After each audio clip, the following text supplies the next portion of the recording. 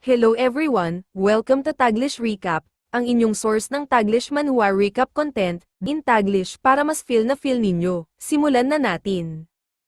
World of Heroes wielding swords in magic. Sa Heroes Continent ngayon, may malaking digmaan na nagaganap. Dahil naglunsad ng all-out war. Ang Demon Queen laban sa lahat ng races. Sa tulong ng lakas ng Demon Queen.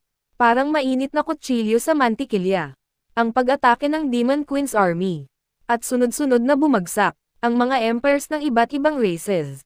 Ang human race na lang ang natitirang. Matatag sa kanilang paglaban. Pero sa kasamaang palad, dahil sa mga alitan at rebelyon sa loob ng human empire. Bumagsak din ito kasama ng kanilang depensa.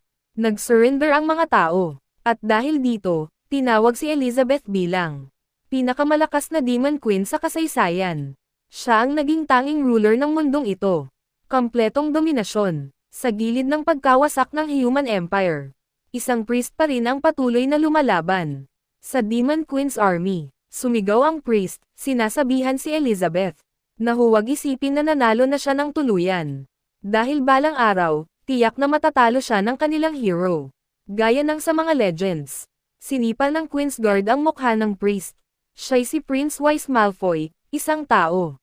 At ang priest na tinadyakan niya ay si Priest Barrow, guro ni Wise Malfoy. Sinabi ni Wise Malfoy kay Priest Barrow na ayusin ang sinasabi nito. Dahil hindi humihingi ng opinyon ang kanyang kamahalan. Siya'y nagbibigay ng utos, sumigaw si Priest Barrow. At si Wise Malfoy ay isang patricide. Isang traidor na kumampi sa kalaban ng lahi ng tao. Si Priest Barrow pa mismo ang nagpalaki sa kanya. Parang siya ang tinadana bilang bayani, na naging walang kabuluhan. Nag-init si Wise Malfoy nang marinig ang walang katuturang sinasabi ni Priest Barrow. Sinabi niya kay Priest Barrow na dahil sobrang miss niya ang walang silbing ama ni Wise Malfoy, hayaang sumama na lang siya sa kanya. Pinalabas ni Wise Malfoy ang kanyang demon hand. At nag-transform ito sa braso ng demonyo. Ngunit bago pa man niya masaktan si Priest Barrow, lumitaw ang isang madilim na anino sa likuran niya, sinabihan siyang ihinto ang kanyang kamay. Huminto si Wise Malfoy sa kanyang pag-atake. Bago pa man matamaan si Priest Barrow, lumuhad si Wise Malfoy sa harap ng aninong iyon. Tinanong ng anino si Priest Barrow, na dahil sinabi niyang siya'y kakampi sa lahi ng tao sa hinaharap. At magtatapos ito sa pagkatalo ng Demon Queen. Mas mabuti pa na ipaliwanag niya ito ng maayos sa reyna. O kung hindi, ang kanyang kamatayan ay hindi magiging madali.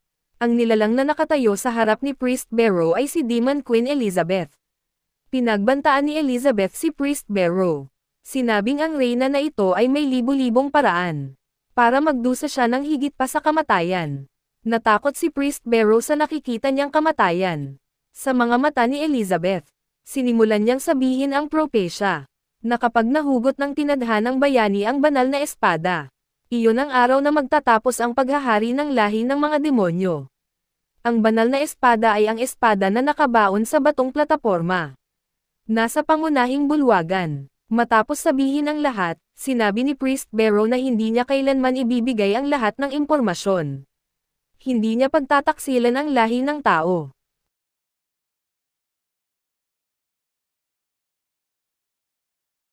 Si Priest Barrow ay nawalan na ng katinoan dahil sa takot. Tumingin si Elizabeth sa stone platform kung saan nakabaon ang Holy Sword Alpha. Ayon sa mga alamat, magkakaroon ang bayani ng karapatang hamanin ang reyna kapag nahugot niya ang espada na ito. Habang inilalagay ni Elizabeth ang kanyang kamay sa Holy Sword, iniisip niya na interesante ito. Sinabi ni Elizabeth, aabangan ng reyna na ito ang kanyang pagdating dito. Mula noon, naghihintay si Elizabeth. Natapos ang unang taon sa ilalim ng paghahari ni Elizabeth, habang naghihintay. Pati ang pangalawang taon ay natapos, gayon din ang pangatlo, pang-apat, at pang-limang taon. Ngayon, ika-15 taon na sa ilalim ng paghahari ni Elizabeth. Sa ilalim ng absolutong pamumuno ng Demon Queen, lahat ng nakaraang mga gawain at hindi pagkakapantay-pantay sa pagitan ng mga lahi ay nawala. Ang lahat ay nakakapamuhay ng pantay-pantay, walang alitan. Ang bawat isa ay namumuhay sa kapayapaan at pagkakaisa, at mabilis ang naging pag-unlad. Mabilis na umunlad at yumabong ang Heroes Continent. Bukod dito, Dahil natatakot sila na masira ang bihirang kapayapaan, nabuo ang isang anti-hero alliance. Matibay nilang tinanggihan ang pagdating ng tinadhanang bayani. Sa Demon Empire, sa dating meeting hall ng Human Empire, tinanong ni Demon Queen Elizabeth ang kanyang mga tauhan kung may balita na ba sila tungkol sa Propaciang bayani.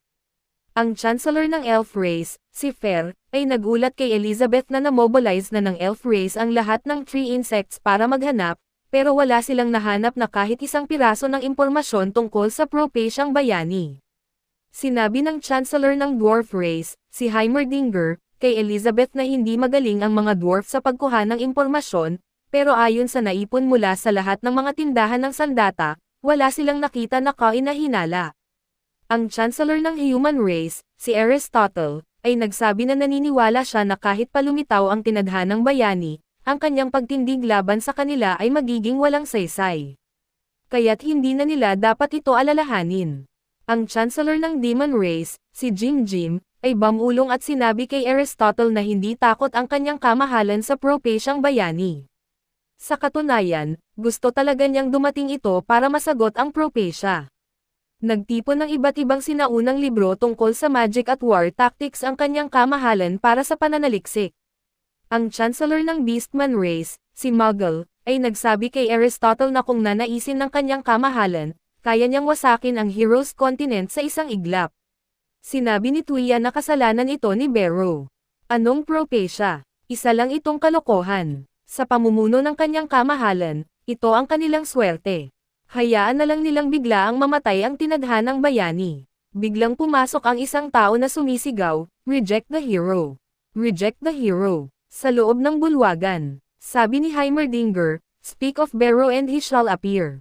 Dati siyang High Priest ng Human Race, ngayon ay presidente ng Demon Queen Fan Club at presidente ng Anti-Prop Hero Association, si Barrow Smith. Sumisigaw siya, "Support the reign of Her Majesty the Demon Queen. Reject the arrival of the hero." Sa isang mabilis na galaw, hinawakan ni Demon Queen Elizabeth si Priest Barrow sa leeg. Galit na galit si Elizabeth. Tinanong niya si Priest Barrow na magpaliwanag sa kanya, nasaan ang Propaciang bayani. Takot na takot si Priest Barrow. Sinabi niya na, sa totoo lang, ang Propacia ay hindi laging eksakto. Kapag lumampas ang isang target sa inaasahan ng Propacia, tulad nyo, kamahalan, halimbawa lang.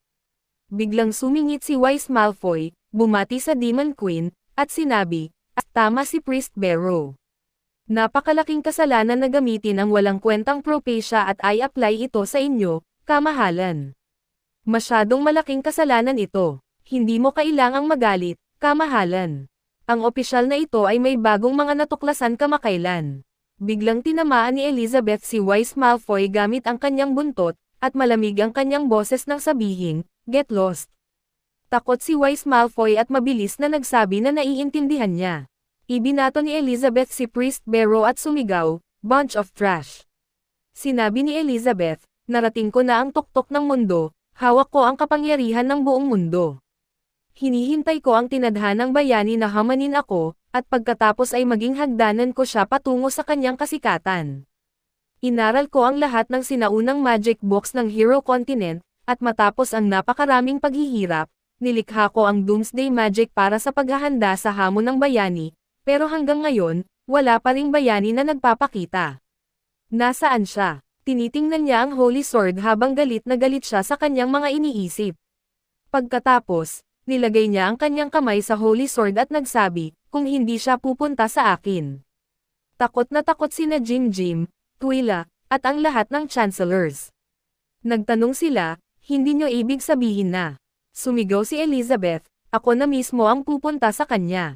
Hawak ni Elizabeth ang Holy Sword at sinubukang hilahin ito palabas. Biglang nagkaroon ng malakas na shockwave ng aura sa paligid ni Elizabeth.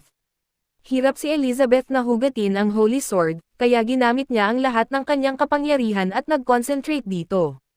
Takot na takot ang lahat ng Chancellors habang pinagmamasdan ang kapangyarihan ni Elizabeth.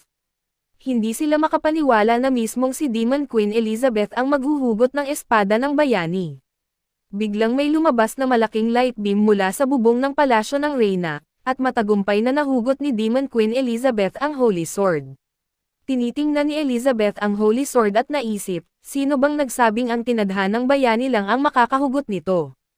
Kaya ko rin. Habang hawak ni Elizabeth ang Holy Sword, bigla siyang nakakita ng isang bisyon ng malayong kabundukan, at sa tuktok ng isang bundok, may isang bahay. Naisip niya na doon nagtatago ang tinadhanang bayani. Itinaas ni Elizabeth ang kanyang kamay at ginamit ang lace magic. Isang magic circle ang lumitaw. Ang magic na gagamitin niya ay force teleportation. Nang makita ni Wise Malfoy na aalis si Elizabeth, tumakbo siya papunta sa Reyna, nagmamakaawa na hayaan siyang patuloy na magsilbi sa tabi niya. Pero huli na siya, at na-teleport na si Elizabeth. Ang nakuha lang ni Wise Malfoy ay isang hibla ng buhok ni Elizabeth. Nalungkot siya dahil iniwan siya ng kanyang mahal na Reyna. Samantala, sa Newbie Village, ang tinadhanang bayani ay nakasuot ng damit ng magsasaka at may hawak na palakol. Naisip niya, ang katahimikan ng pagsasaka. Ang pangalan niya ay Laing. Sa katotohanan, isa lang siyang ordinaryong office worker na may boring na buhay, hindi mahilig maglaro ng games o manood ng anime. Ang tanging kaligayahan niya ay ang panunood ng mga paborito niyang short videos habang papunta sa trabaho. Habang nanonood siya ng isang short video, nasabi niya, nakakainggit naman sila. Sana makapamuhay din ako ng ganito. At sa susunod na sandali, bigla na lang siyang na-teleport sa mundong ito. Una, nalito si Laing, pero sa tulong ng Newbie system, dahan-dahan niyang natutunan ang mga basic survival skills dito. Wala siyang kaalam-alam tungkol sa kakaibang mundong ito, pero wala naman daw problema. Hindi ba't ito ang simpleng buhay sa bukid na gusto ko? Mas malusog pa ang katawan niya ngayon kumpara noong nagtatrabaho pa siya. Pero isang araw, habang nagtatrabaho, sinabi ng Newbie system na natapos na ni Laing ang period ng Newbie training, at pumasa na siya sa mga kondisyon para umalis sa Newbie Village. Sinabi ng system na oras na para simulan ang kanyang adventure. Tinanong ni Laing ang system, hindi ba okay naman na ako dito? Bakit kailangan kong umalis? Sabi ng system, pag-alis mo sa Newbie Village, makikilala mo ang iba't ibang tao sa mundong ito. Matututo ka ng iba't ibang sword at magic skills mula sa kanila, maging ang legendary hero, at patayin ang Demon King. Kaya please, simulan mo na ang adventure mo. Nagulat ang system nang marinig na ayaw ni Laing pumatay ng Demon King. Pwede bang manatili na lang ako dito? Tanong niya. Sinabi ng system na hindi maaari, ang pagpatay sa Demon King ay mission ng bawat player. Nagpatuloy ang system sa pagpapadala ng mga message, paulit-ulit na hinihiling kay Laing na simulan ang kanyang adventure, pero bukod sa paninita, wala itong magagawa laban kay Laing. Kaya, wala nang pakialam si Laing sa Demon King, gusto lang niyang mabuhay ng ganito magpakailanman. May espesyal na time barrier dito sa village na nagtatago nito ng lubusan para sa kaligtasan, at sa loob ng barrier, mas mahaba pa sa 24 na oras ang perception ng isang araw. Kaya nagagawa ni Laing ang lahat ng gusto niyang gawin, nagfa-farm siya at Nagel level up, nanghuhuli siya at Nagel level up, nagfa-forging siya at Nagel level up.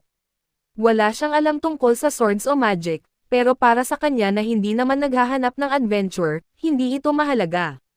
Sa pamamagitan ng pag-exchange ng points mula sa mga newbie tasks, dahan-dahan niyang naitayo ang kanyang ideal na pastoral home mula sa simula. Isang araw, sobrang nenas ang newbie system kay Laing. Paano ka naging ganito kaloko? Sigaw ng system. Sa mundong ito ng swords at magic, ang alam mo lang gawin araw-araw ay mag-farm, farm, at farm. Hindi mo pinapansin ang mga suggestion ng system. Paano ka magiging legendary hero? Ang alam lang ni Laing ay maglaro ng newbie points at ipalit ang mga ito para sa maintenance tools. Ayaw niyang matuto ng sword skills o magic, kaya walang silbi ang iba't ibang adventure assistance functions ng system. Naiinis ang system at hinaanggad nitong mamatay na lang si Laing sa kamay ng Demon King. Hanggang sa nag-crash ang system at tuluyang nawala. Ngayon, malaya na si Laing at nagfa-farming lang para mabuhay. Isang araw, napansin niyang paubos na ang kanyang fairy wood, kaya naisip niyang dapat siyang maghanda ng kaunti. Pero nakalimutan niyang dalhin ang palakol mula sa gubat, kung saan siya nagpuputol ng kahoy kaninang umaga. Biglang napansin ni Laing ang makapal na madilim na ulap na may kasamang kidlat. Grabe naman, uulan pa ba ngayon? Bulong niya. Pero hindi niya alam na hindi ito basta ordinaryong ulan, ito pala ay isang magic circle na ginamit ni Elizabeth para mag-teleport. Pagdating ni Elizabeth, sinabi niya, sa wakas, natagpuan ko na ang tinadhanang bayani. Pero binaliwala lang siya ni Laing at tumakbo papunta sa bahay, sumisigaw na biglang uulan ng malakas at mababasa ang lahat ng damit at tuyo niyang isda. Nawalan ng salita si Elizabeth habang sinabi ni Laing na buti na lang at umabot siya sa oras, kung hindi, nasira na ang kanyang mga tuyo at longganisa. Tumakbo si Wang Kai, ang electronic pet dog na kasama ni Laing, paikot-ikot sa kanya para makipaglaro. Pero sinabi ni Laing kay Wang Kai na tigilan na iyon dahil uulan na at kailangan nilang pumasok sa loob. Biglang nakarinig si Laing ng tunog at nang tumingin siya sa langit, may nakita siyang lumilipad. Tinanong niya si Wang Kai, ano yung bagay na iyon sa langit? Sinabi ni Elizabeth kay Laing na napakamanhid niya, paano niya na lamang tawagin siyang bagay. Humingi ng paumanhin si Laing, sinabing hindi niya ito nakita ng maayos kanina. Iniisip ni Laing kung bakit biglang may dumating dito, hindi ba't dapat ligtas ang Newbie Village. Nagdesisyon si Elizabeth na subukang alamin kung siya nga ang bayani o hindi. Inihagis niya ang Holy Sword kay Laing. Sinabi ni Laing na maghintay, pero huli na ang lahat. Natakot si Laing at tinakpan ang mukha gamit ang kanyang kamay. Nagulat si Elizabeth nang makita na hindi tumama ang Holy Sword kay Laing at sa halip ay bumalik at pumasok sa kanyang kamay. Automatikong hinawakan ni Laing ang espada at ginamit ito na parang isang legendary hero, pero bumalik siya sa dati niyang sarili, litong-lito sa biglang paglipad ng espada sa kanyang kamay. Maging si Elizabeth ay naguguluhan din. Ano ang nangyayari? Ang pagkilala ng Holy Sword Alpha ay hindi maaaring magkamali, pero napakababa ng magic sensing ability ni Laing na mas mataas pa ang kakayahan ng mga ordinaryong sundalo. Naisip ni Elizabeth, baka naman itinatago ni Laing ang tunay niyang kapangyarihan. Galit na galit si Elizabeth. Gumawa siya ng magic circle at sumigaw, ako si Elizabeth, ang pinakamalakas na Demon Queen sa kasaysayan, at ngayon, wawasakin ko ng tuluyan si Laing, ang legendary hero. Sobrang natakot si Laing nang marinig niyang siya pala ang Demon Queen. Iniisip niya kung bakit naririto siya kahit hindi pa siya umaalis ng lugar na ito. Tumahol si Wang Kai kay Elizabeth, pero sinaway ni Laing si Wang Kai, sinabing huwag itong uudyukan. Gamit ni Elizabeth ang Abyss Magic at maraming magic circle ang lumitaw sa kalangitan. Gumamit siya ng Extinction Magic at nagpakawala ng malalaking bato na ihahagis kay Laing. Naiintindihan na ngayon ni Laing ang sinabi ng system, ang pagkikita ng bayani at Demon Queen ay hindi maiiwasan kahit hindi siya umalis ng Newbie Village. Tumalikod si Laing at inihagis ang Holy Sword sa lupa. Wala na siyang masabi, kaya naglakad na siya papunta sa bahay, nanginginig ang mga binti sa takot. Iniisip niya, sa lahat ng oras, newbie lang ako, pero ngayon ang final boss ay dumating na. Ano pa ang magagawa ko kundi tanggapin na lang ang kapalaran ko? Hinawakan ni Laing ang pintuan, lumingon, at naisip na marahil dapat na siyang maging kontento. Wala na siyang pinagsisisihan, dahil alam niyang masaya ang mga oras na ginugol niya dito. Pumasok si Laing sa bahay, tinanggap na ang kanyang kamatayan, at isasabay sa pagkawasak ang tahanang ito. Isinara ni Laing ang pinto, tinanggap na ang kanyang kamatayan. Pero nagalit si Elizabeth dahil ang tingin niya, ngumiti si Laing sa kanya at hinahamon siyang lumapit kung kaya niya. Sumigaw si Elizabeth, hindi ka panipaniwala. Ang yabang ni Laing. Pagkatapos ilunsad ni Elizabeth ang mga higanteng bato papunta sa bahay ni Laing, biglang may mga command na nag-run sa isip ni Wang Kai. Nang malapit ng tamaan ng mga bato ang bahay, natapos ang kalkulasyon ni Wang Kai. Mula sa kanyang tiyan, lumabas ang missile launcher at iba pang mga sandata. Biglang nag-transform si Wang Kai bilang isang war robot at winasak ang lahat ng higanteng bato gamit ang kanyang mga missile. Matapos sirain ang mga bato, nagsimulang tumahol muli si Wang Kai kay Elizabeth. Sabi ni Elizabeth, gaya ng inaasahan, ang bayani mula sa alamat ay may ganitong kay-abangan. Akala ko nakadepende ka lang sa isang advanced magical tool. Ipinamalas niya ang kanyang kapangyarihan at sinabing sa harap niya, lahat ay inferior. Sa langit, tila babagsak ang mga ulap, ngunit ito'y dulot ng apocalyptic magic ni Elizabeth.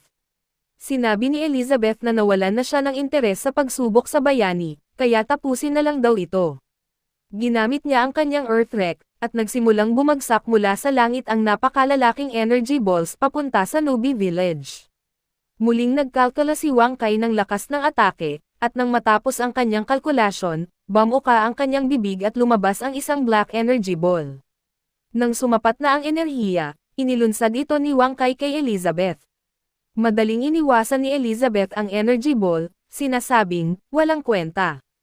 Tumama ang black energy ball sa kanyang super large energy ball at nawala. Tumawa si Elizabeth at sinabing, maglaho ka na bayani, kasama ng lupang ito. Ngunit laking gulat niya nang makita niyang ang black energy ball ni Wang Kai ay isang quantum mechanical black hole na sumipsap sa kanyang super large energy ball at nawala. Hindi makapaniwala si Elizabeth na nasira ang kanyang apocalyptic magic. Natakot si Elizabeth. Iniisip kung ano ang ginawa ni Laing sa loob ng bahay para labanan ang kanyang magic. Ngunit hindi niya alam, si Laing ay nakahiga lang sa kanyang kama, handa na sa kanyang kapalaran. Bumaba si Elizabeth sa lupa at tumingin kay Wang Kai. Si Wang Kai ay tumingin sa kanya ng galit habang tahol ng tahol. Biglang tumawa si Elizabeth ng parang baliw, at nang itim ang kanyang mga mata. Sinabi niya, hindi ko inaasahan, ako pala ang nagkulang sa pag-unawa sa legendary hero. Pero nagsimulang humaba ang mga kamay ni Elizabeth, pati ang kanyang mga pakpak, at naging mas nakakatakot. Sinabi niya kay Laing, huwag kang maging mayabang, sapagkat hanggang ngayon ay wala pa akong nagagamit na higit sa 30% ng aking kapangyarihan. Nag-power up si Elizabeth at pumasok sa kanyang demon god form. Sumigaw siya, hamak na mortal. Ipapakita ko sa iyo kung ano ang tunay na takot. Lumipad si Elizabeth patungo kay Wang Kai ng buong lakas, at si Wang Kai naman ay nag-transform muli sa kanyang war robot mode para lumaban.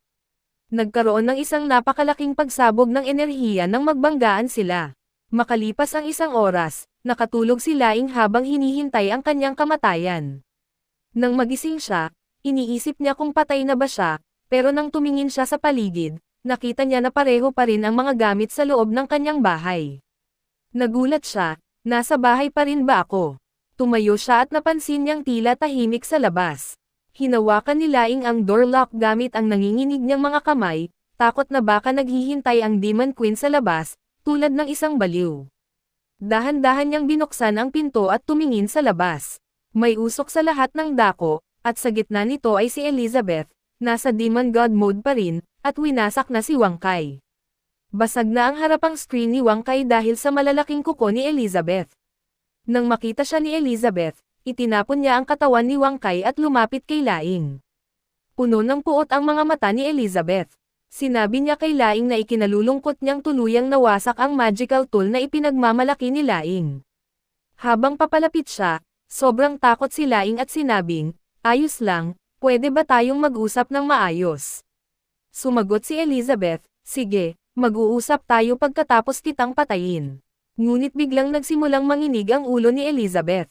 Iniisip niya na hindi kapanipaniwala na naitulak siya sa ganitong hangganan. Ito ba ang pagtatapos na hinulaan para sa akin? At sa wakas, nawalan ng malay si Elizabeth at bumagsak sa lupa. Nagulat si Laing nang makita niyang bumagsak si Elizabeth. Hinawakan niya ito sa kanyang mga bisig at tinanong kung okay lang siya. Unti-unting naglaho ang Demon God mode ni Elizabeth habang ang kanyang armor at mga damit ay naglaho. Natapos na ang part 1. Kung nagustuhan mo ang video na ito, huwag kalimutang i-like at mag-subscribe para sa part 2 na darating na. Si Laping ay nagkaroon ng malakas na nosebleed matapos makita ang hubad na katawan ni Elizabeth. Pagkalipas ng ilang oras, sa gabi, natutulog si Elizabeth sa kama habang siya ay nakaposas. Pero ngayon ay nakasuot na siya ng damit. Bigla siyang nagising at hindi makapaniwala na siya, ang reyna ng mga demonyo, ay nagtamo ng isang nakakahiya at nakadudurog na pagkatalo. Sa halip na patayin siya, ikinulong pa siya ni Laping. Ginawa ba ito ni Laping para ipakita ang kanyang kapangyarihan sa buong mundo? Nagtipon si Elizabeth ng abyss magic sa kanyang kamay upang makalaya, pero hindi ito gumana. Naisip ni Elizabeth na ang mga posas na ito ay isa pang legendary class artifact na hindi pa niya nakikita. Naiinis siya, iniisip kung gaano pa kalakas si Laping na itinatago niya. Tumingin siya sa paligid at inanalisa ang kanyang kapaligiran. Naisip niya na ang mga kakaibang bagay na ito ay tiyak na hindi simple. Mukhang mas masama pa si Laping kaysa sa kanyang inaasahan, minaliit niya ito ng sobra. Biglang pumasok si Laping sa kwarto at nagulat nang makitang gising na si Elizabeth. Nang makita ni Elizabeth si Laping, sinabi niya na kung gusto siya nitong patayin, huwag siyang asahang magmakaawa. Pero hindi man lang siya pinansin ni Laping, abala siya sa pag-iisip na ang reyna ng mga demonyo ay talagang nakakatakot, pero ito lang ang kanyang pagkakataon upang mabuhay kaya kailangan niyang samantalahin ito. Tinanong niya si Elizabeth kung maaari ba silang mag-usap. Nang inilalapag ni Laping ang pagkain, nakita niyang nagpupumiglas si Elizabeth sa kanyang mga pusas. Nang sinabi ni Laping na dapat silang mag-usap gaya ng napagkasunduan, tumalikod si Elizabeth, iniisip na ang kasalukuyang sitwasyon ay hindi pabor sa kanya. Alam ng malalakas na tao kung kailan dapat yumoko at bumangon muli. Tatanggapin muna niya si Laping sa ngayon, pero pagsisisihan nito ang kanyang kay-abangan balang araw. Habang iniisip lahat ito ni Elizabeth, si Laping naman ay sobrang takot dahil napalaya na niya ito. Sinabi ni Laping kay Elizabeth na magpahinga muna siya. Siguradong marami ang nagtataka kung bakit hindi pinatay ni Laping ang reyna ng mga demonyo nang mawalan ito ng malay. Sa mundong ito ng mga espada at mahika, inisip ni Laping na normal lang para kay Elizabeth bilang reyna ng mga demonyo na taglayin ang ganoong kapangyarihan. So sinabi niya na pwede niyang sabihin na siya ang nagsabi na si Wang Kai ay ginawa niya lang recently. Nang marinig ni Elizabeth yun, ngumiti siya. She thought na this time si Laping naman ang magiging careless. After niyang alisin ang handcuffs, secretly ginamit niya ang Abyss Infinite Magic para mag-recover agad. She thought na ang hero, after mawala ang protection ng kanyang most powerful magic tool, ay parang nawalan ng kanang kamay. She believed na sa kanya na ang advantage. Tumayo siya sa kama, puno ng killing intent, at sabi, "Sorry Laping sa pagkasira ng mga gamit mo." Sinabi naman ni Laping na okay lang dahil safe pa rin ang memory card. Hinugot niya ang memory card mula sa ulo ni Wang Kai. Si Elizabeth ay handa nang gamitin ang kanyang world-destroying magic kay Laping. She thought na ito na ang best time para i-eliminate ang legendary hero. Pero bago pa man maka-attack si Elizabeth, binuksan ni Laping ang closet kung saan marami pang katawan ni Wang Kai. Sinabi niya kay Elizabeth na since hindi na mare-repair ang katawan, marami na siyang ginawang preparations dito. Si Elizabeth ay sobrang stunned nang makita ang maraming Wang Kai. Kumuha si Laping ng isang Wang Kai at nilagay ang memory card dito. Biglang nagbukas ng mga mata at nagsimulang gumalaw ang bagong Wang Kai. Sinabi ni Laping kay Elizabeth na masaya ang may kasama, pero minsan naughty, kaya kadalasang isa lang ang ine-activate niya sa bahay. Ngayon, si Laping at Wang Kai ay mukhang mga demonyo kay Elizabeth. Si Elizabeth ay sobrang natatakot at nahulog sa kama, sinasabing wala ng paraan, imposible yun. Biglang naamoy ni Elizabeth ang isang bagay. Tinanong niya si Laping kung ano ang amoy. Sinabi ni Laping na nang makita niyang nahimatay siya, gumawa siya ng pagkain para ipainit siya. Ito ay regular na meat porridge at regular na dumplings. Sinabi ni Elizabeth na ang mga mahihina lang ang kailangan kumain. Naabot na niya ang transcendent state at hindi na niya kailangan ang mga ganitong bagay. Pero kahit na sinabi yun ni Elizabeth, nag-umpisa na namang gumawa ng tunog ang kanyang tiyan. Na-embarrass siya. Si Laping ay natuwa kasi inisip niya na ang pag-resolve ng conflicts gamit ang masarap na pagkain ay siguradong epektibo. Sinabi ni Laping kay Elizabeth na lahat ng ito ay gawa sa mga gulay at butil na siya mismo ang nagtanim, completely natural ito. Hiniling niya kay Elizabeth na sana ay tikman ito. Habang nag-aalangan, kumuha si Elizabeth ng isang dumpling. Kinagat niya ito at hindi nagsalita, tuloy-tuloy lang siya sa pagkain. Si Laping ay kinakabahan habang tinitingnan si Elizabeth, kahit kumpiyansa siya sa kanyang pagluluto. Iisipin kaya ng Demon Queen, na may mataas na status, na magugustuhan niya ang mga simpleng pagkain mula sa isang newbie village. Isa-isa, kinain ni Elizabeth ang lahat ng dumplings. Sinabi ni Elizabeth na sa bawat kagat, parang may sumasabog na meat juices na parang fireworks sa kanyang bibig. Ang natural at simpleng lasa ay mayroon ding mataas na concentration ng magical energy. Sobrang nasiyahan si Elizabeth, hindi niya alam na may ganitong delicacy sa mundong ito. Sobrang sarap na ni hindi kayang lunukan ng Demon Queen ang huling kagat. Nang nilunok niya ito, nagulat siya. Tumigil ng saglit ang tibok ng puso ni Elizabeth, at parang may sumabog na bulkan ng spices sa kanyang bibig. Halos hindi makontrol ni Elizabeth ang sarili niya, masyado siyang na-embarrass na ipakita ang ganitong side niya. Sinabi niya kay Laping na sobrang anghang habang nanginginig ang kanyang katawan. Tinanong ni Elizabeth si Laping kung ano ang nilagay niya sa pagkain. Natakot si Laping kasi nagdagdag siya ng konting chili ayon sa kanyang panlasa. Tinanong niya kung hindi ba kaya ng Demon Queen ang maanghang na pagkain. Tinitigan ni Elizabeth si Laping at naisip na, gaya ng inaasahan sa isang hero, wala itong mabuting intensyon. Ang evil hero na ito ay kinulong siya para lang gamitin sa research experiments. Pero sa sandaling iyon, naalala ni Laping ang isang bagay. Sinabi niya kay Elizabeth na subukan ang century egg at lean pork congee, nakakabawas ito ng init at nagpapalamig ng katawan. Naisip ni Elizabeth na ang hero na ito ay sobrang sama. At doon nagtatapos ang kwento natin sa episode na ito. Kung gusto mo pang malaman ang susunod na mangyayari kay Elizabeth at Laping, huwag kalimutang mag-like at mag-subscribe para sa mga bagong updates. Kita-kits sa susunod na kabanata. Pero sa sandaling iyon, naalala ni Laping ang isang bagay. Sinabi niya kay Elizabeth na subukan ang century egg at lean pork congee, nakakabawas ito ng init at nagpapalamig ng katawan. Naisip ni Elizabeth na ang hero na ito ay sobrang sama. Pinapakain siya ng lason sa isang kamay at binibigyan ng antidote sa kabila, parang nilalaro siya sa kamay nito.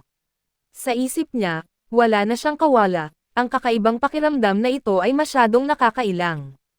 Kinuha ni Elizabeth ang kutsara at kumain ng lugaw.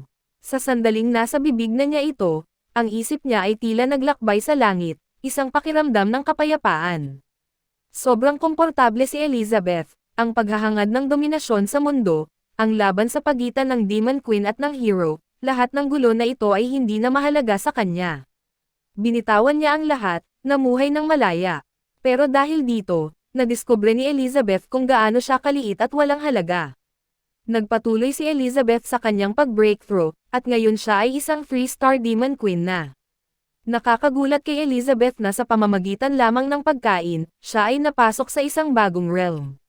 Dahil sa epekto ng dalawang magkaibang stimuli, ang kapangyarihan niya ay muling lumakas. Tinanong ni Elizabeth si Laping na huwag nang magpanggap. Sinabi niya, ano ba talaga ang gusto mo? Si Laping ay ngumiti ng bahagya, habang siya ay tahimik na kinilabutan. Sinabi niya na gusto lang niyang pag-aralan kung paano maaaring mag-coexist ang isang Demon Queen at isang hero. Ninerview si Elizabeth dahil naisip niya na sinasabi ni Laping sa kanya na sa mundong ito, si Elizabeth lang ang karapat-dapat na maging subject ng kanyang research bilang isang hero. Tila iniimbitahan siya ni Laping na hayaan itong tulungan siya na maging mas malakas, at pagkatapos ay talunin siya. Tinanong siya ni Laping kung okay lang iyon. Dagdag pa niya, magpapatuloy rin siyang gumawa ng masasarap na pagkain para ihain sa kanya. Lalong nagalit si Elizabeth dahil pakiramdam niya, maaaring siya'y patayin, pero hindi siya papayag na hamakin. Siya ang Demon Queen, paano niya magagawa iyon sa kanya? Para kay Elizabeth, parang sinasabi ni Laping na kung gusto niyang maging mas malakas, tutulungan siya nito, at gusto niyang makita kung kaya nga bang talunin siya ni Elizabeth. Pero pinigilan ni Elizabeth ang sarili at sinabing, never mind, kalimutan na lang. Ninerview si Laping, iniisip niya na tinatanggihan ni Elizabeth ang kanyang proposal. Akala niya, papatayin pa rin siya ni Elizabeth. Tumayo si Elizabeth mula sa kama at sinabi kay Laping na makinig. Sinabi niyang pumapayag siya sa kondisyon niya, pero dapat niyang malaman na ginagawa niya ito hindi dahil sa takot, kundi para abutin ang tugatog ng lakas. Naguluhan si Laping nang marinig iyon, iniisip kung bakit siya matatakot kay Laping. Siya ang Demon Queen, hawak niya ang kapangyarihan, at magagawa niya ang kahit ano. Tumawa si Elizabeth at sinabing huwag isipin ni Laping na yuyuko siya at magiging sunod Sun Yuren habang nandito siya. Ang dignidad ng Demon Queen ay hindi dapat kailanman maapektuhan. Kung mangyari man iyon, kahit na kailangan niyang isakripisyo ang lahat, sisirain niya ang hero. Si Laping ay sobrang natatakot na makita siya. Sinabi niyang naintindihan niya, at humiling siyang subukan nilang magkasundo. Mabilis na lumipas ang 1 taon sa Beginner's Village. Ngayon, ang banal na espada ay ginagamit na bilang pangsibak ng kahoy. Ang paligid ng bahay ay kalmado, ngunit ang isip ni Laping ay hindi na kalmado. Hindi niya alam kung ano ang dapat niyang gawin dahil masyadong naging komplikado ang sitwasyon mula nang puwersahang pumasok si Demon Queen Elizabeth at wasakin ang protective barrier ng Nubie Village. Unti-unting nagsasabay ang oras dito sa labas ng mundo. Hindi ang synchronization ang isyo, kundi ang nakapipinsalang nangyari ay dahil sa pagkawala ng proteksyon ng barrier, na ang Nubie Village ay nawalan ng kakayahang magtago at lubos na na-expose sa kagubatan. Ang mga halimaw na lumalapit sa paligid ay hindi basta-basta. May mga higanteng dragon, fire phoenix, at marami pang iba na naglalakad-lakad sa lupa. Pero alam ni Laping na hindi niya kayang harapin ang alinman sa mga ito. Mayroon siyang banal na espada, pero ginagamit lang ito para magsibak ng kahoy. Dahil sa presensya ng Demon Queen dito, hindi nagtatangkang lumapit ang mga halimaw. Naisip ni Laping, nangangahulugan ba ito na kapag umalis na si Demon Queen, mamamatay na siya? Biglang narinig niya ang boses ni Elizabeth mula sa loob ng bahay, nagtatanong kung bakit hindi pa tapos ang tanghalian.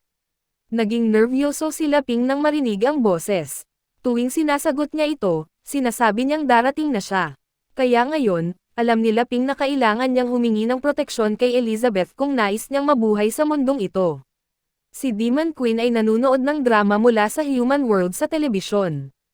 Pinapanood niya ang mga drama buong araw at kumakain ng potato chips habang nakahiga sa komportableng sofa. Yung payat at hot na si Elizabeth ay naging isang fatty drama addict na. Nagreklamo pa siya na pagod na siya sa panonood ng mga recordings ni Laping. Tinanong niya ito kung hindi ba siya makakuha ng bagong impormasyon mula sa system niya. Pumasok si Laping sa silid habang may hawak na bowl na puno ng pagkain. Sinabi niya kay Elizabeth na matagal nang nawala ang system, kaya imposible iyon. Hinikayat niya si Elizabeth na pumasok na dahil handa na ang tanghalian. Umupo si Elizabeth at sinabi kay Laping na bigyan siya ng sandali. Gumalaw siya ng daliri sa hangin at gumamit ng magic spell. 2 pakpak ang lumitaw sa kanyang likod, pero sobrang liit ng mga ito. Kung ikukumpara sa dati niyang itsura bilang isang wastong Demon Queen, unti-unting lumipad si Elizabeth gamit ang mga pakpak niya patungo sa kusina. Tinanong ni Elizabeth si Laping kung anong klaseng lason ang nasa mga chips na kinakain niya, dahil pakiramdam niya ay habang kumakain siya, lalo siyang tinatamad. Nagalit si Elizabeth, iniisip na ginagamit ni Laping ang anyo ng masasarap na pagkain para paralisahin siya gamit ang mga slow-acting poisons, na sinusubukang dalhin siya sa kabuuang pagkawasak. Sobrang delusional ito. Sinabi ni Laping na ang mga chips na ito ay mataas sa calories, kapag kumain ka ng marami, madali itong makapag-ipon ng taba at natural na tumataba ang mga tao. Nagulat si Elizabeth nang marinig ang salitang, taba, pero nang tumingin siya sa katawan niya, talagang nag-ipon siya ng sobrang taba. Sinubukan niyang hawakan ang kanyang tiyan, pero sobrang lambot at malambot nito. Umikot si Elizabeth ng daliri at ginamit ang kanyang deep sea magic sa sarili. Ang magic na ginamit niya ay negative attributes conversion, at ang magic na ito ay nag-transform kay Elizabeth pabalik sa slim at hot na Demon Queen. Naisip ni Elizabeth na si Laping ay pinapakain siya ng lahat ng ito para maging mahina siya. Humingi siya ng tawad sa kanya dahil lahat ng taba na naipon sa katawan niya ay na-convert na sa magic power. Sa kabilang banda, si Laping, na inosente, ay namangha nang makita na magagamit ang magic sa ganitong paraan.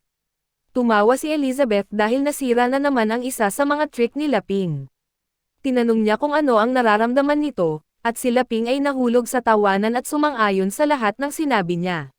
Sinabi niyang tama ang lahat ng sinasabi ni Elizabeth at hinikayat siyang kumain. Nabasa ang bibig ni Elizabeth nang makita ang pagkain na nakalagay sa harap niya. Sinabi niya na ang tanghalian ngayon ay talagang swak sa kanyang panlasa. Kaya hindi na siya maghihigpit. Si Elizabeth ay naging payat, pero ang mga gawin niya ay parang isang mataba pa rin. Kumakain siya na parang hayop. Sinabi ni Laping na maghintay siya at kumain ng dahan-dahan, pero hindi siya nakinig sa kanya. Sinabi niya na kung hindi pa sapat ang pagkain, kaya niyang gumawa pa ng marami, walang problema kahit kumain pa siya ng higit. Tumigil si Elizabeth sandali at tumingin kay Laping. Naisip niya, ano ang ibig sabihin ni Laping, na si Elizabeth ay masyadong mahina pa rin. Dapat siyang magpataba bago siya patayin. Lalo pang nagalit si Elizabeth nang isipin ang lahat ng sinabi ni Laping. Para sa dessert, pupuntahan pa niya ito. Isip ni Elizabeth, talagang tinatrato siya ni Laping na parang baboy.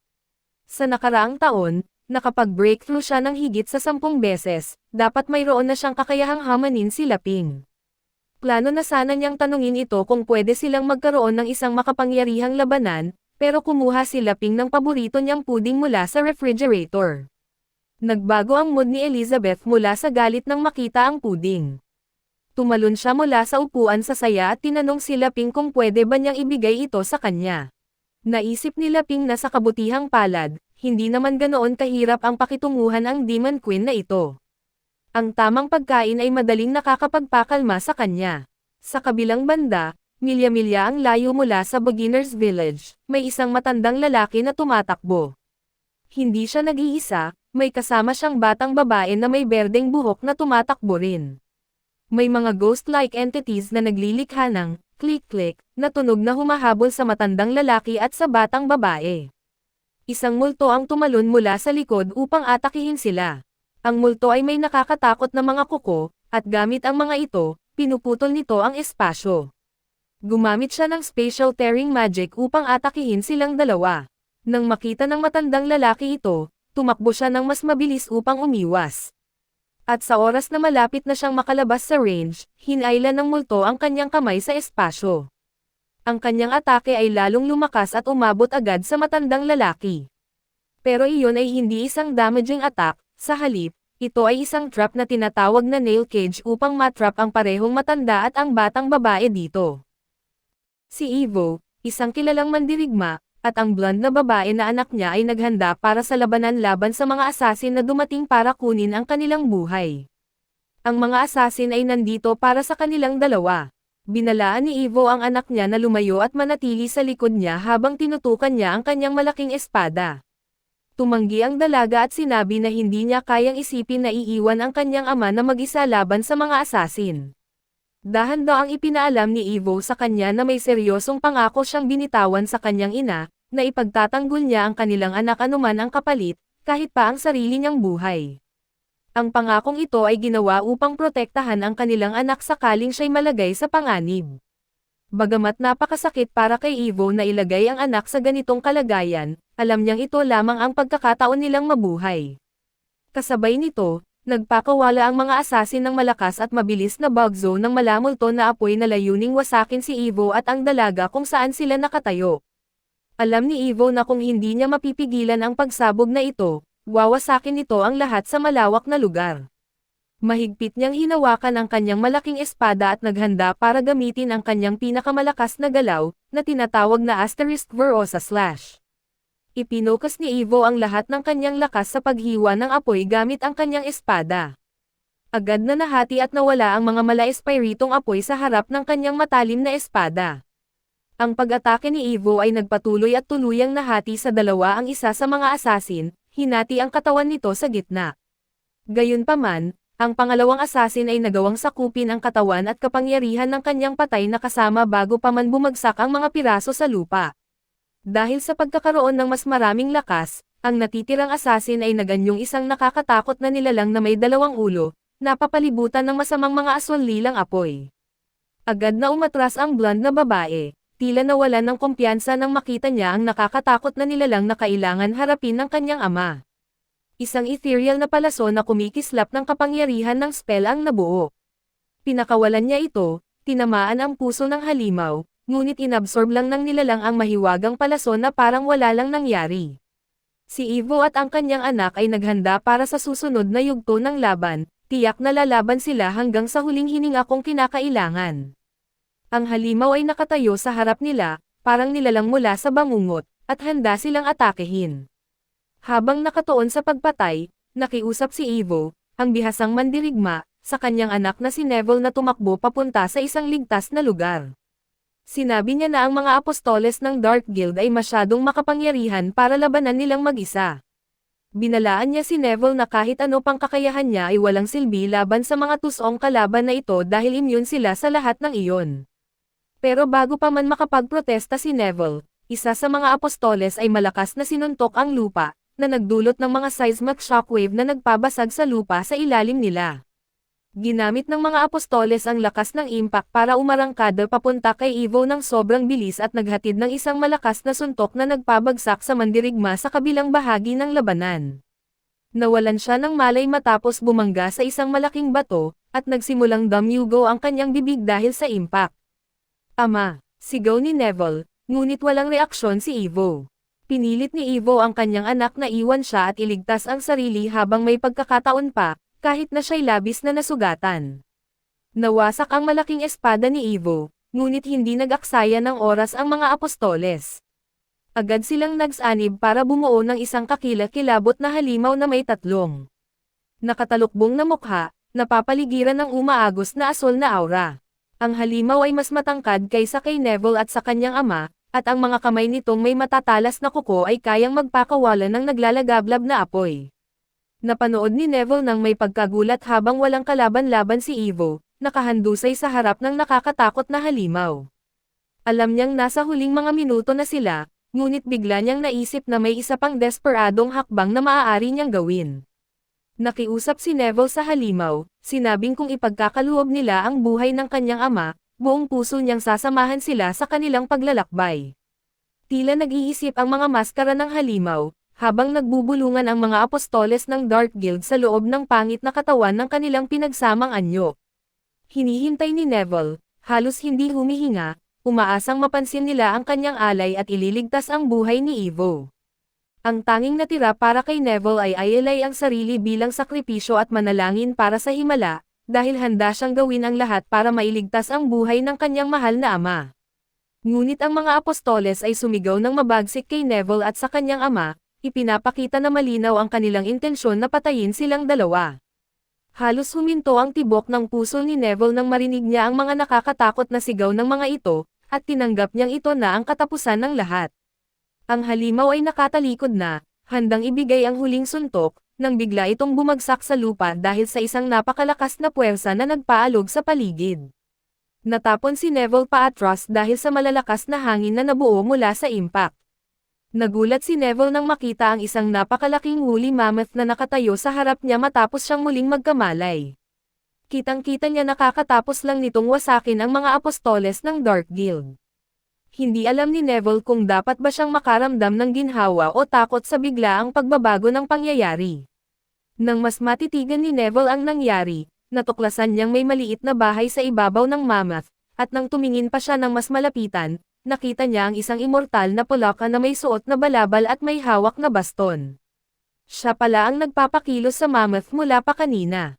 Ang pagkokak ng pulaka ay nagsilbing hudyat na tapos na ang banta. Tinanong ng pulaka ang kanyang mga kasamang naglalakbay kung paano nila lalapitan ang mga walang kalaban-labang tao. Sa ibabaw ng ulo ng pulaka ay may isang bahay na mas maliit pa, at sa loob ng bahay na iyon ay isang robot na aso na ang pangalan ay Wangay. Sinabi ni Wai sa pulaka na walang masamang balak ang mga tao sa kanila at nangangailangan lamang ang mga ito ng tulong. Nang tuluyan ng imulat ni Neville ang kanyang mga mata, napansin niyang nasa isang lugar siya na ganap na kakaiba sa kanya. Napapaligiran siya ng makabagong teknolohiya, ngunit wala siyang ideya kung saan siya dinala. Nasa gitna ng pagkalito si Neville habang pilit niyang iniisip kung nasaan ang kanyang ama. Baka dahil sa huling beses na nakita niya si Evo, ito ay malubhang nasugatan at wala ng malay. Kung hindi ka agad mabibigyan ng luna si Evo, maaaring mamatay siya dahil sa kanyang mga sugat. Litong-lito at balisa, nagmakaawa si Neville para humingi ng tulong. Umaasa siya na kung sino man ang nagligtas sa kanya mula sa mga apostoles ay magkakaroon din ng habag sa kanyang sugatang ama. Nasa bingit ng buhay at kamatayan si Evo, at kung hindi siya makakaligtas sa kakaibang lugar na ito, may iwan si Neville ng mag-isa. Dahil sa labis na pagkataranta, mabilis na lumabas si Neville sa silid para hanapin ang kanyang ama. Ngunit sa sandaling sumigaw siya ng pangalan ni Evo, bigla itong lumitaw na tila wala ng sugat at kasing lakas pa rin ng dati. Tumayo siya roon, nakangiti at ipinapakita ang kanyang mga muscles sa ilalim ng sikat ng araw. Lubos na nagtaka si Neville sa hindi inaasahang pagbabago ng pangyayari. Huling nakita niya si Evo na duguan at halos mawalan ng malay dahil sa kanyang mga sugat. Ano kaya ang mga dahilan sa ganitong kamangha-manghang paggaling? Habang nag-uusap si Evo, si Lee, at ang Demon Queen malapit sa kanya, Napansin ni Lee ang kahangahangang katawan ni Evo at pinuri ang kanyang determinasyon na manatiling fit kahit na tumatanda na siya. Binigyang diin ni Evo na mahalaga para sa isang mandirigma na maging handa sa pisikal na aspeto para magtagumpay sa laban. Hindi siya makapaniwala sa kultura ng mga mandirigma sa bagong mundo na ito, dahil labis itong kakaiba para sa kanya. Sa mismong sandaling iyon, biglang tumakbo si Wong Sai, ang robot na aso, papunta kay Lee para kunin ang atensyon ng kanyang amo. Gayunpaman, ang biglaang kaguluhan ay nakagambala sa Demon Queen, na patuloy na may hinanakit kay Wei dahil sa kanilang mga naunang hindi pagkakasunduan. Galit na galit itong tumugon sa pamamagitan ng pagtadyak sa aso at pagsigaw, nagtatanong kung bakit pinapasok ni Wei ang mga estrangherong ito sa kanilang tirahan. Nagpatira pa at umiiyak si Wangay nang harapin siya ng nakakatakot na Demon Queen. Sinubukan niyang ipaliwanag na ang mga tao ay nasa malaking panganib at nais lang niyang magpakita ng awa sa kanila. Ngunit hindi iyon tinanggap ng Demon Queen. Patuloy niyang sinisigawan ang kaawa-awang aso, na walang nagawa kundi umiyak at magmakaawa para sa kapatawaran. Samantala, labis namang nabigla si Lee sa matipunong katawan ni Evo. Hindi na siya makapaghintay na mahawakan ang bisig ng matapang na mandirigma at purihin ang kanyang toned na katawan. Lalo pang lumaki ang ego ni Evo dahil sa atensyon na natatanggap niya, kaya inalok niyang magpakita ng ilang pose para ipakita ang kanyang lakas. Pagkatapos noon, na-trigger niya ang kanyang ultimate 100% battle soul burning mode, at nagsimulang mapunit ang kanyang mga kasuotan, na nagbunyag ng mga muscle na sobrang naka-flex, na para bang ginagaya ang judo master na si Roshi.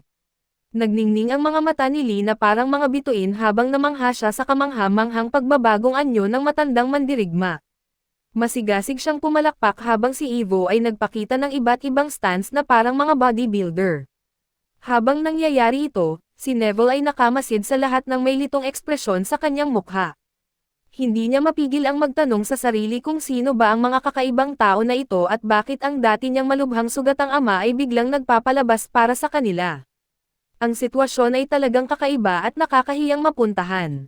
Nang sa wakas mapansin ni Evo ang presensya ng kanyang anak, tinanggap niya na si Neville ay ganap ng gising. Sinabi niya na ginagawa niya lamang iyon upang mapasaya ang kanilang mga tagapagligtas at ipakita ang kanyang pasasalamat sa pagliligtas ng kanilang mga buhay.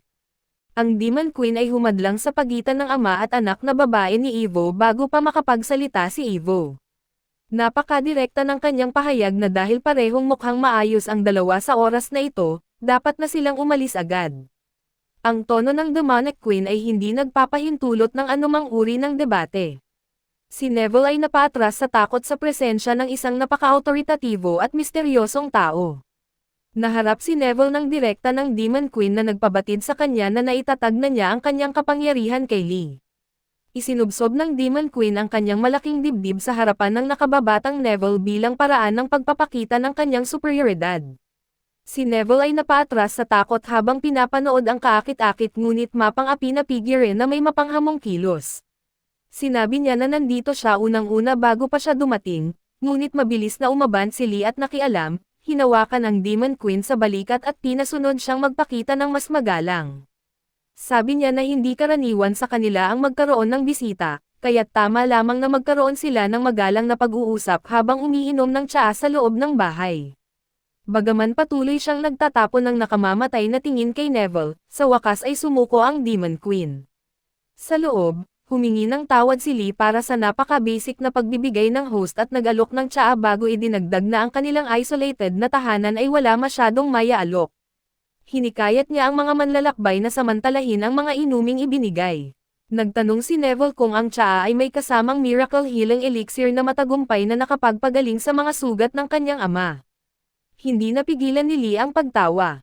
Dahil alam niyang ang pahayag na iyon ay hyperbolic, walang anumang natatanging katangian ang tsaa sa sarili nito. Gayunpaman, naiirita ang Demon Queen at nagbulong ng tungkol sa kung bakit pinayagan ni Wei na makapasok ang mga mahihina at tao sa kanilang nasasakupan. Nais ba niyang magsagawa ng mga siraulong eksperimento sa kanila? Ipinapahiwatig ba niya na hindi siya nag-iisa ay hindi makapagpasaya sa kanya? Pagkatapos noon, sinimulang ilarawan ni Evo ang kanyang malabo na alaala ng nangyari pagkatapos niyang mawalan ng malay habang nakikipaglaban sa mga apostol. Ipinakita ni Wong Sai sa kanya ang kanilang mga talunan, at wala siyang ginawa kundi ibuhos ang tubig sa bibig ni Evo. Ang bihasang mandirigma ay agad na naibalik sa buong kalusugan at pinalakas dahil dito. Si Lee ang binigyang kredito ni Evo sa pag-save ng kanyang buhay. Naniniwala siyang kung wala ang pakikialam ni Lee, siya ay namatay na, naiiwan ang kanyang anak na walang magulang. Tumugon si Lee sa isang mapagpakumbabang paraan na sinasabing siya ay sinasabing ginawa lamang niya ang anumang gagawin ng iba, pero nagulat sina Neville at Evo sa hindi maipaliwanag na kakayahan ni Lee na buhayin ang isang tao mula sa bingit ng kamatayan gamit lamang ang tubig. Sa kabilang banda, magalang na iginiit ni Lee na wala nang kailangang ay pakitang kay-abangan at dapat lang siyang uminom. Sabay na umiinom ng tsaa sina Neville at Evo, at nagulat sila habang kumakalat ang napakagandang enerhiya sa kanilang mga katawan. Napuno sila ng saya at bumagsak sila sa isang bunten upang maranasan ang makalangit na atmosfera at sumalubong sa sinag ng araw. Nasa estado sila ng nirvana at hindi makeably ang kanilang kasiyahan matapos uminom ng tsaa. Hindi pa nila naranasan ang kamangha-manghang lasa ng inuming iyon. Nakakita din sila ng milagrosong pag-unlad sa kanilang mga kakayahan sa magic bilang resulta ng pag-inom ng tsaa. Si Deville ay umangat ng isang antas mula sa pagiging 1-star mage hanggang sa maging 1-year archmage, habang si Evo naman ay umangat ng isang antas mula sa pagiging 3-star archmage. Mula sa pagiging 3-star archmage, umangat si Evo sa pagiging 4-star archmage. Pati ang ina ni Neville, na sa wakas ay dumating, ay nagkaroon ng mga balahibong tainga, nakatibayan ng kanyang bagong natuklasang kapangyarihan matapos makisalo sa ganitong ambrosia. Ang mga problema ng labas na mundo ay tila hindi gaanong mahalaga para kina Neville at Evo habang sila ay bumalik sa kasalukuyan. Nang makita ni Lee na walang laman ang kanilang mga tasa, nag-alok siya ng karagdagang tsaa, pero magalang na tinanggihan ni Evo ang kanyang alok. Naniniwala ang bihasang mandirigma na naipakita na ni Lee ang labis na kabutihan na nararapat para sa isang tao ng Diyos. Mahirap para sa mapagmataas na mandirigmang si Evo na tanggapin ang ganitong kabutihan mula sa isang tao na tila may walang hangganang kapangyarihan, pero sa huli ay umamin siya na halos hindi niya matanggap ang kabaitan ni Lee. Gayunpaman, tila hindi nababahala si Lee sa pagkapahamak ni Evo at ipinaliwanag na ikinagagalak niyang tumulong sa mga kapwa manlalakbay na nangangailangan. Kahit ano pa man ang kanilang ranggo, sa kabila ng patuloy na pagdududa ng Demon Queen, kumilos sina Lee at Wong Chi sa isang magiliw na paraan sa kanilang dalawa. Pareho nilang pinangarap ni Neville at Evo na balang araw, kung sakaling mag-cross muli ang kanilang mga landas, ay makakabawi sila sa kabaitan na ipinakita nila. Naghanda silang umalis sa kakaibang bagong lugar na ito, na naramdaman ang kanilang lakas at kaalaman mula sa kabaitan ni Lee. Ang init mula sa tsaa ay nanatili sa loob nila, nagpasiklab ng isang pag-asa. Dahil si Demon Queen Elizabeth ay nagmay-ari na ng lahat ng iba pang bagay sa bahay, naiwan si Lee na walang mas magandang inumin o merienda na maya-alok. Labis siyang nagdamdam sa katotohanan ito dahil ayaw niyang magalit siya. Hindi siya naglakas ng loob na bawiin ang anumang bagay. Matigas na sinabi ni Elizabeth na lahat ng iyon ay kanya at hindi sila dapat humawak ng kahit ano dito. Ipinahayag niyang kanya ang lahat.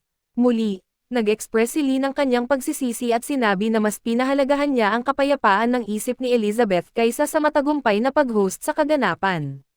Pagkatapos, tinanong ni Lee ang tungkol sa mga pangyayari na nagdala sa mga manlalakbay na atakihin. Nang magbago ang paksa, sinabi ni Evo na ang dahilan ay dahil may dugong elfan si Neville. Sa kultura ng mga elf, mahigpit na ipinagbabawal ang intermarriage, pero ang kanyang ina ay isang elfan saintess na nanganak kay Neville matapos magka-inlove kay Evo. Alam ni Lee na dahil si Neville ay may halo na lahi, siya ay naging target bilang rebelde laban sa mga tradisyon ng mga elf. Nagkomento si Elizabeth sa isang pabagsak na paraan na ang ganitong diskriminatoryong kaugalian ay mawawala kapag siya na ang nag-iisang pinuno ng mundo. Nagpatuloy si Evo sa pagsasabi na tumakas siya at nagtago kasama si Neville matapos bumalik ang kanyang asawa sa banal na lupain ng mga elf matapos itong bumisita doon. Gayunpaman, sa kalaunan ay nalaman ng mga elf ang kanyang pag-iral at nagpadala ng mga operatiba upang kunin sila mula sa kanilang pinagtaguan. Nag-alok ang asawa ni Evo bilang sakripisyo sa pag-asang maipapakiusap sa mga elf na huwag kunin ang kanilang buhay. Sa pagkakataong ito, Ang mga madidilim na mage mula sa Demon Realm ang humahabol sa kanila sa ngalan ng kanilang guild. Nang banggitin ang Demon World, lumapit si Lee kay Elizabeth at tinanong kung may kaugnayan ba siya rito. Ang pag-iisip na ang Demon Queen ay may anumang uri ng relasyon sa mga kasuklam-suklam na nilalang ay nagdulot sa Demon Queen ng pagduduwal. Nagalit ang Demon Queen sa insinuation ni Lee at humiling na malaman kung ano ang ibig niyang sabihin sa kanyang sinabi. Agad na binawi ni Lee ang kanyang pahayag at nag-alok ng paghingi ng tawad para sa kanyang walang ingat na komento. Upang maibsan ang tensyon, nagtanong si Lee sa kanyang mga bisita sa isang nakaka-reassure na tono para sa karagdagang impormasyon tungkol sa Wednesday Guild mula sa Demon Realm at ang dahilan ng kanilang pagkuha ng mga elf. Ipinaliwanag ni Evo na ang layunin ng guild ay muling gisingin ang alamat na Demon Queen na si Elizabeth, na dati nang responsable sa pagpapaamo ng buong mundo sa ilalim ng kanyang pamumuno. Naghahanap sila ng iba't ibang mga yaman, kabilang ang mga elf, upang isagawa ang kanilang mga masamang eksperimento sa mga tao. Nang marinig ito ng Demon Queen, nagbigay si Lee sa kanya ng nakakaaliw na tingin na lalo lamang nagpasiklab sa kanyang galit. Sa kanyang puot, hinawakan niya si Lee at pinagsabihan siya dahil sa kanyang mga padalos-dalos na palagay, sinasabihan siyang syempre siya ang tunay na Elizabeth at hindi isang impostor na nais nilang buhayin. Habang patuloy silang nag-aaway, si Lee, na nagiging balisa, ay nagpatibay na wala siyang pagdududa tungkol sa kanyang pagkakakilanlan at nakiusap na kumalma siya. Lumingon si Neville sa kanyang ama para sa kailan-awan matapos malito sa kakaibang relasyon ng dalawa. Pinaamo siya ni Evo at pinagsabihan siyang magpakita ng tamang asal habang nag-aaway ang kanilang mga bisita. Nagtataka ang Demon Queen kung paano naniniwala ang mga tao sa planeta na siya ay patay na samantalang nandito siya mismo sa harapan nila. Sinabi ni Evo na si Elizabeth ay hindi nakita sa nakaraang 500 taon, at kung siya ay buhay pa, wala nang duda na matagal na siyang nagmay-ari ng kapangyarihan. Ang impormasyong ito ay nagdulot ng pagkabigla kay Lee, na nanginginig na ipinaliwanag na si Elizabeth ay halos 1 taon pa lamang na nakakasama niya at hindi ng mga siglo. Sa puntong ito, naging mausisa ang Demon Queen at sabik na nagtanong tungkol sa mga detalye ng mga ulat. Tungkol sa sinasabing mga pangyayari ng kanyang kamatayan maraming taon na ang nakararaan, nag-atubili si Evo dahil hindi siya sigurado kung ang kwento ay lalo lamang magpapainit sa galit ng Demon Queen. Si Neville ay nagkwento ng kwento ng may pag-aalinlangan, ipinaliwanag na ang dakilang bayani ay sa huli ay nagtagumpay laban kay Elizabeth matapos ang isang epikong laban na tumagal ng 1 buong buwan, ngunit nagbuwis ito ng kanyang buhay. Nagtapos ang pamumuno ng Demon Queen 500 taon na ang nakalipas nang sila ay nagkasira sa isa't isa. Nagalit si Elizabeth nang marinig ang kwentong ito na gawa-gawa lamang. Naghimok siya ng isang nightmare realm na puno ng mga lumulutang na bungo at tinanong kung paano nila nagawang kumalat ng ganitong kasinungalingan. Habang ang kanyang mga mata ay nag-aalab ng pula, ang takot na si Neville at Evo ay agad na nagbago ng kanilang kwento at kinumpirma na si Elizabeth ay nagsasabi ng totoo. Sa pagsisikap na bawasan ang epekto ng balita, sinabi ni Lee na siya marahil ang mitolohikal na bayani mula sa kwentong iyon. Dahil kinilala siya ng kanyang computer bilang ganoon, nagulat sina Neville at Evo at nagtitigilan sila sa isa't isa sa hindi makapaniwala nang malaman nilang ang simpleng si Lee ay maaaring ang legendary warrior. Natarante sina Neville at Evo nang matutunan nilang si Lee at ang babaeng nakatayo sa harapan nila ay ang legendary hero at Demon Queen, ayon sa pagkakasunod. Habang sila ay nawalan ng malay mula sa sobrang bigat ng sitwasyon, nag-spray ng dugo mula sa kanilang ilong.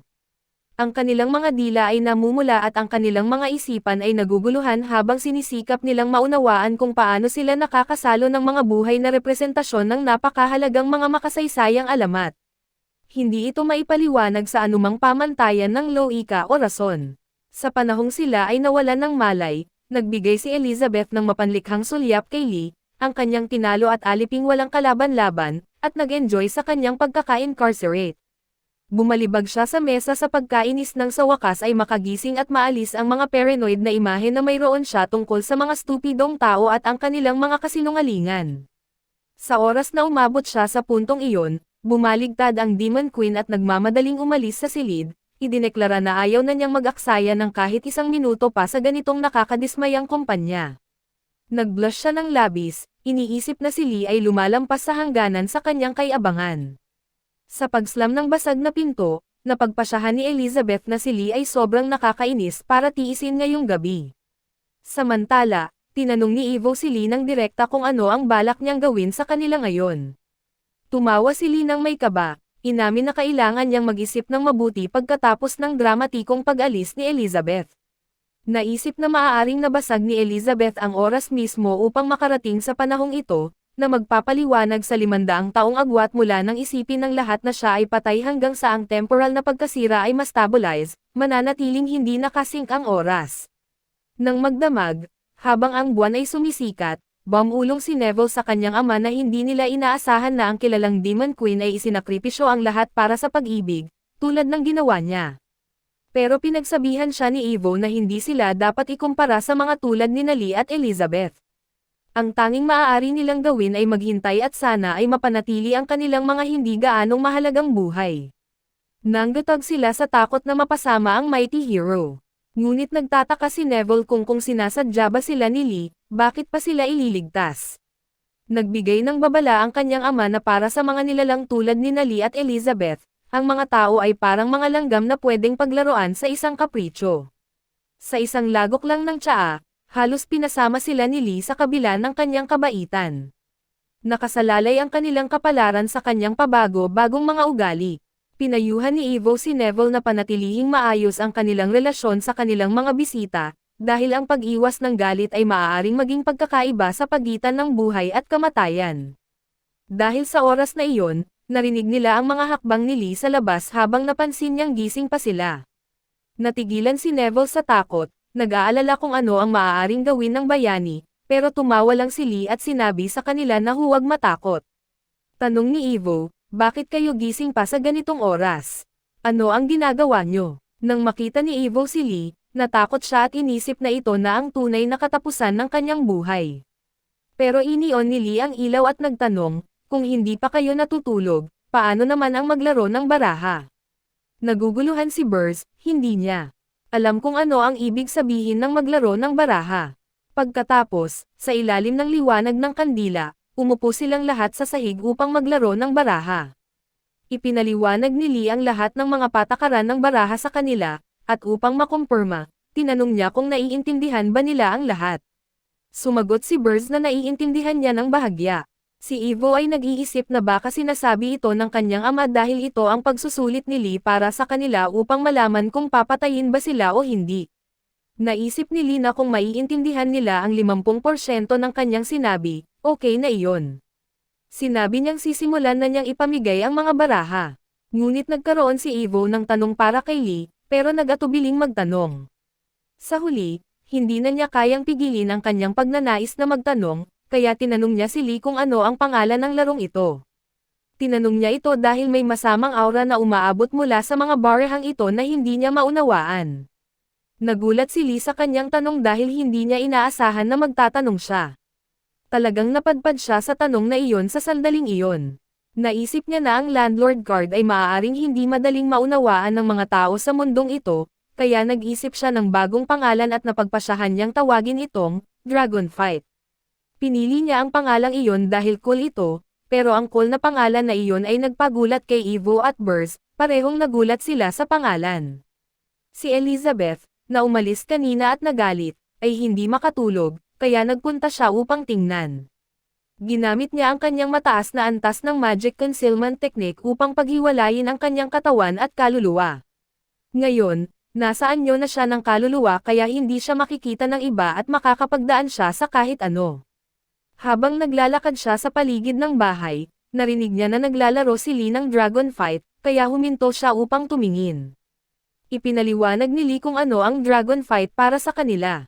Sinabi niya na parehong sila ay matatapang na bayani na kailangang magkaisa upang talunin ang dragon. Maaari silang magdesisyon kung sino ang magiging bayani o dragon ayon sa mga barahang kanilang dinraw. Bumulong si Lee kay Evo na ito ang inaasahan niya dati siguradong ito ay isang pagsusulit para sa kanila. Sa pananaw ng parehong ama at anak na babae, si Laping ay mukhang kontrabida. Nagsimula si Laping na ipamigay ang mga baraha at binalaan sila na mag-isip ng maigi bago sila pumili. Kinuha ni Laping ang kanyang mga baraha at sinabi sa kanila na tingnan din ang kanilang mga baraha. Bumulong si Burrs kay Evo na wala ng puwang para sa pag-aalinlangan ngayon at tinanong siya na kunin ang kanyang mga baraha. Si Evo ay natatakot na kahit hawakan ang mga mahiwagang barahang iyon. Nang hawakan niya ang mga baraha, parang bigla siyang na-teleport sa isang demonyong impyerno. Nagulat si Burrs, naisip niya, ito ba ay isa na namang kaharian? Nanginginig sa takot si Evo, naisip niyang hindi ito mabuti dahil ang simpleng pagkuha ng mga baraha ay nag-drain ng lahat ng kanyang magic power. Hindi niya maigalaw ang kanyang katawan, kaya tumingin siya sa kanyang ama at humingi ng tawad dahil hindi siya makakatulong sa kanya. Sinabi ni Burrs na okay lang iyon at inutusan siyang iwanan na ang natitira sa kanyang ama. Sa isang panig, ito ay isang sitwasyon ng buhay at kamatayan, at sa kabilang panig para kay Laping. Parang naglalaro lang ng normal na baraha. Tinanong ni Laping si Burrs kung gusto niyang maging dragon habang tinitingnan ang kanyang mga baraha. Naisip ni Laping na kahit wala siyang masyadong malalaking baraha, maganda pa rin ang kanyang set. Mayroon din siyang malaki at maliit na mga hari, kaya hindi ito masama, sulit subukan. Sumagot si Burrs at Evo na ayaw nilang maging dragon. Pareho silang may mga magagandang baraha pero hindi nila alam iyon. Naisip ni Laping na kung makakakuha siya ng isa pang 4 at 2, magkakaroon siya ng panalong kamay. Muli niyang tinanong sila kung sigurado ba silang ayaw nilang maging dragon. Ibig sabihin ni Laping ng pagiging dragon ay kung gusto nilang palitan ang mga baraha, ngunit parehong tinanggihan ni Evo at Burrs dahil hindi nila ito naintindihan. Sinabi ni Laping na hindi na siya magiging magalang at kinuha ang isang baraha, ngunit nang baligtarin niya ang baraha, hindi ito maganda, na makikita sa mukha ni Laping. Nagsimula ng manginig sa takot sina Evo at Burrs, na nag-iisip na hindi nasisiyahan si Laping sa kanilang pagganap. Sinabi ni Laping na siya na ang unang maglalaro, at naglaro siya ng 8. Ngayon ay turno na ni Burrs. Naisip ni Burrs na basta't makakadaan sila sa pagsusulit na ito, pababayaan sila ni Laping, kaya hindi sila pwedeng sumuko ngayon. Pero nang kumuha siya ng baraha, bigla niyang naramdaman ang sakit sa kanyang puso. Sa bawat paglalaro nila ng baraha, nagbabayad ito ng halaga ng kanilang buhay. Pero tiniis ni Burrs ito at nagsilbi ng J. Nagsimula siyang manginig sa sakit. Nang makita ito ni Evo, natakot siya, ngunit sinabi ni Burrs na ayos lang siya, kaya iwanan na lang sa kanya ang lahat. Dahil natatakot, ipinasa ni Evo ang round na ito, at ngayon ay turno na ni Laping. Tiningnan niya ang kanyang mga baraha at naisip na bukod sa Royal Flush, mayroon siyang straight mula 7 hanggang Q, 3, 4 na segundo na may pares na 5. Naiwan na lang ang 10 at J. Dapat bang buksan niya ang app o hindi? Kung mabibigo siya, maglalaro siya ng 2 at mauuwi siya sa disbentaha. Sobrang nag-iisip si Laping at nagiging masyado siyang kinakabahan. Pero ipinasa rin niya. Nabigla si Burrs, kakatapos lang niyang kumuha ng baraha at nawalan siya ng lakas buhay, at ngayon kailangan na naman niyang gawin ito muli. Tinanong niya si Laping kung sigurado bang ayaw niya na. Ngumiti si Laping at sinabing hindi. Ngayon, lahat ng presyon ay nasa kay Burrs. Naisip ni Burrs na sinasadya ni Laping na ipagpatuloy ang laro upang patuloy na ubusin ang kanyang lakas buhay. Sa sitwasyong ito, kailangan niyang maubos agad ang lahat ng kanyang mga baraha. Diretsahang ipinakita ni Burrs ang kanyang 8 baraha, 2 reyna, 36, at 37. Sinabi niyang ayon sa mga patakaran, dapat tawagin itong Flying Dragon. Pero nang inilapag niya ang mga baraha, saglit na tumigil ang tibok ng kanyang puso. Ang galaw na ito ay gumamit ng malaking halaga ng kanyang lakas buhay, ngunit tiniis niya ito. Ang kapalit ng galaw na ito ay isang paa, at alam niyang habang mas malaki ang mga barahang lalaruin niya, mas malaki ang presyo. Ang hindi niya inaasahan ay isang higanteng lumilipad na dragon na gawa sa espiritual na enerhiya ang lumabas mula sa kanyang galaw. Parehong nabigla sina Evo at Burrs nang makita ito. Nagsimulang maghanda ang dragon upang atakihin si Laping. He attacked Laping. Si Elizabeth ay nanunood ng lahat mula sa gilid. Pagkatapos ng atake sa Laping, nawala ang espiritual na dragon.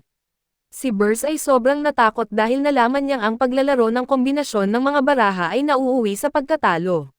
Sabi ni Burrs, tapos na ako, nasaktan ko ang maalamat na bayani, patay na ako ngayong beses. Pero walang galo si Laping mula sa atake ng dragon.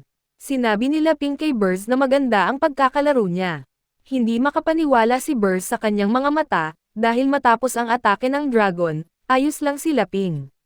Ngumiti si Laping at sinabi na ayaw niyang magpatuloy. Nanginginig ang mga kamay ni Burst at sinabi niyang naiintindihan na niya. Nilaro niya ang kanyang barahang A3. Si Evo ay nagsabing, pass. Pagkatapos ay oras na para kay Laping, nilaro niya ang kanyang baraha. Sabi ni na Burst at Evo na hindi nila kaya itong talunin. Ngumiti si Laping at nagsimulang maghanda ng isang makapangyarihang galaw. Bigla silang napalibutan ng malakas na asol na liwanag. Nabigla si Burst nang makita ang isang alon na kayang sirain ang kalangitan na lumabas mula kay Laping. Ang alon ay umatake kina Burst at Evo. Sabi ni Burst sa kanyang anak na si Evo, kapit ka lang. Pero si Evo ay nag-aalala para sa kanyang ama. Ang alon na sumisira sa kalangitan ay nilamon silang dalawa. Matapos makaligtas mula sa atake ni Laping, sinabi ni na Burst at Evo na hindi na nila kayang magpatuloy. Pero nagsimula ng maghanda si Laping para sa kanyang susunod na galaw at sinabing, next is three of a kind with a pair. Biglang lumitaw ang mga kabayong may mga sundalo mula sa ere at handa nang umatake kina Burst at Evo. Sobrang natakot si Burst at sinabing hindi niya ito kayang talunin. Ngunit sinabi ni Evo na gusto niyang subukan. Inihanda niya ang kanyang mga baraha, pero tutol si Burst sa desisyon ng kanyang anak. Sinabi ni Burst, kung lalero ka, kailangan mong bayaran ito ng iyong lakas buhay. Hindi nakinig si Evo at sinabi niyang hindi na siya pwedeng magtago. Gusto rin niyang protektahan ang kanyang ama. Pagkatapos niyang sabihin iyon, inihanda din niya ang parehong galaw ni Laping. Makikita ngayon ang dalawang kabayo na may mga sundalo na nagsisimulang maglabanan. And that's it for today's video. If you enjoyed the content, please don't forget to like and subscribe, hit the notification bell para lagi kang updated sa mga bagong videos na ilalabas namin. Thank you for watching, and see you in the next one.